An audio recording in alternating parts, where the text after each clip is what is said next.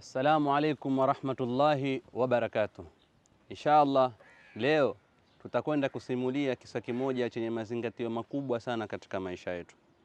Binti mmoja aelezea kuhusu maisha yake. Asema yeye katika familia yake alipozaliwa na baba yake na mama yake alikuwa ni mtoto ambaye kwamba baba na mama walikuwa wamemtafuta katika muda mrefu kutoka walivooana, na walimpata binti kama yule baada ya miaka 8. Lakini binti kama yule alipozaliwa alikuwa hafanani na babake wala mamake.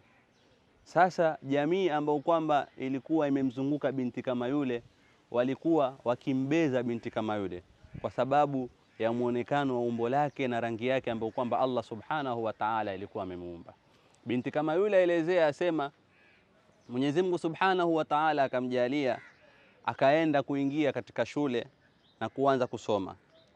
Wakati akaendelea kusoma kule shuleni alikuwa mpweke kwa sababu marafiki ambao kwamba ilikuwa akisoma nao walikuwa wakimbeza vile vile kutokamana na rangi yake na muonekano wake ambao kwamba Mwenyezi Mungu subhanahu wa ta'ala alikuwa amemuumba nao.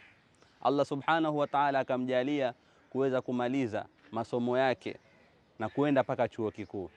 Alipofika chuo kikuu, siku moja nyumbani pakaletwa posa ambao kwamba posa kama ile kijana alivutiwa na yule mwanamke, lakini baada ya kuja kumuona nyumbani kwao, alivyoona lile umbile lake na rangi yake namna alivyo akakataa.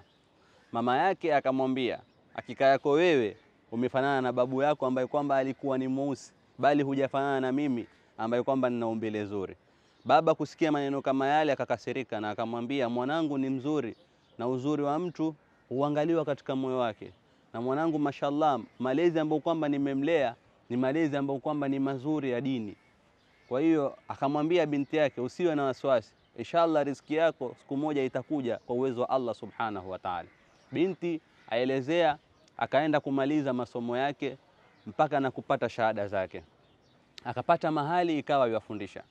Katika baada ya miaka fulani ukaja bwana mwenye uwezo wake na mwenye senti zake, akavutiwa na binti kama yule kwa upole wake na uchaji Mungu wake na kujistiri kwake na kule kumtii Allah subhanahu wa ta'ala. Akaja akamposa binti kama yule, alivomposa akamuoa. Yule binti akamuuliza mumewe siku moja, ewe mume wangu, kwani umevutiwa na nini mimi katika maisha yangu, wakati nikiishi katika maisha yangu nilikuwa watu wakinibeza kwa sababu wa rangi yangu na umbile langu? Mume akamwambia mke wake, nimevutiwa kutokana na tabia zako mzuri. Kwa ndugu zangu Waislamu, usihuzunike wala usiwe ni mtu mwenye kuwa na huzuni, kwa sababu Allah subhanahu wa ta'ala haangalii sura zetu wala miili yetu, walakin yuangalia kilichomo katika moyo wetu.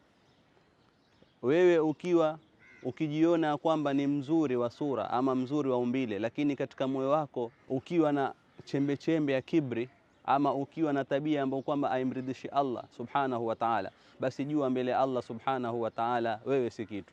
Mtume Muhammad sallallahu alaihi wasallam asema, hakika Mwenyezi Mungu haangalii sura zenu wala miili yenu, lakini Mwenyezi Mungu yuangalia mioyo yenu na amali zenu. Kwa haya machache Mwenyezi Mungu subhanahu wa ta'ala atujalie min alladhina yastami'una alqawla fayattabi'una ahsana. Wassalamu alaykum wal afwa minkum.